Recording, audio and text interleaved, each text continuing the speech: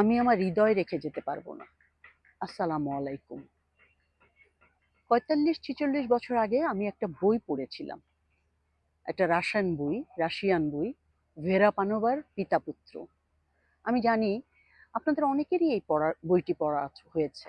আমার খুব প্রিয় প্রিয় বইয়ের এটি একটি। এটা কেন এত প্রিয় এটা আমি আপনাদের পরে বলবো। এই বইয়ের যে নায়ক একটা ছোট্ট ছেলে, ছোট্ট শিশু, ৫-৬ বছরের সেরিওজা। সেরিওজার কাহিনী নিয়েই সেরিওজা আর দিমিত্রি মেইন ক্যারেক্টার দুটো। সেরিওজার বাবা দ্বিতীয় মহাযুদ্ধে মারা যায়। সেরিওজার বাবা সৈনিক ছিলেন, দ্বিতীয় মহাযুদ্ধে মারা যায়।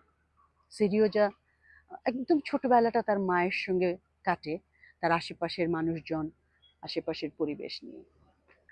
সেরিওজার যখন ৪-৫ বছর বয়স, মানে ৫-৬ বছর, তখন সেরিওজার মা আবার বিয়ে করে দিমিত্রি নামে আরেকজনকে। কাহিনীটা হচ্ছে এখানেই। তার মা বিয়ে করার পরে সেরিওজা তার মানে তার নতুন বাবাকে বাবা হিসাবে মেনে নিতে পারে না। তার মধ্যে এক ধরনের অভিমান, এক ধরনের রাগ, এক ধরনের কষ্ট শুরু হয়।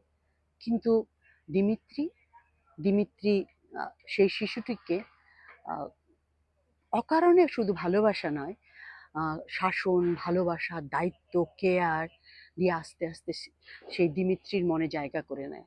এর মধ্যে দিমিত্রির সেরিওজার মনে জায়গা করে নেয়। এর মধ্যে সেরিওজার মায়ের আরেকটি ছেলে সন্তান হয়।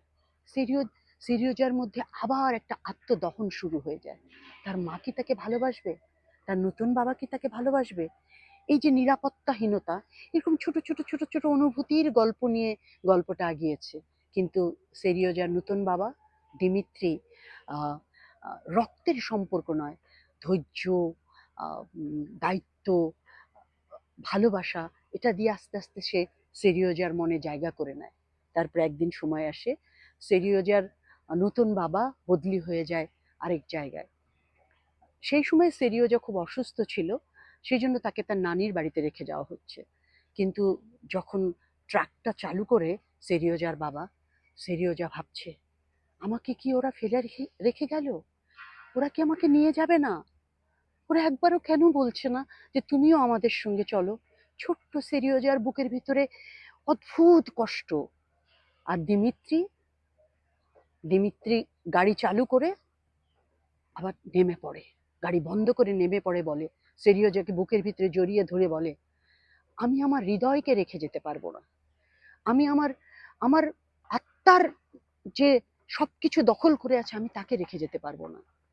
এইভাবেই সেরিওজার মানে দিমিত্রি সেরিওজার রক্তের বাবা না হয়েও বাবা হয়ে ওঠে। সে তার স্ত্রীর সন্তানকে সেদিন স্ত্রীর সন্তান থেকে সে তার নিজের সন্তান হয়ে ওঠে।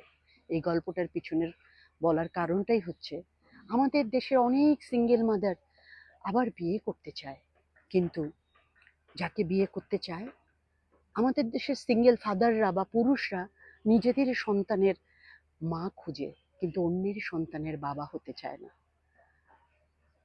একটু রক্তের সম্পর্ক থেকে বের হয়ে আসুন না। রক্তের সম্পর্ক থেকে অনেক বড় মানুষের হৃদয়ের সম্পর্ক। অন্যের সন্তানকে নিজের সন্তানের মতো করে নিতে পারা অনেক বড় বড় হৃদয়ের কাজ। একটু বড় হন। ঠিক এরকম একজন বাবার গল্প নিয়ে আমি আবার আসবো। সেই পর্যন্ত ভালো থাকুন।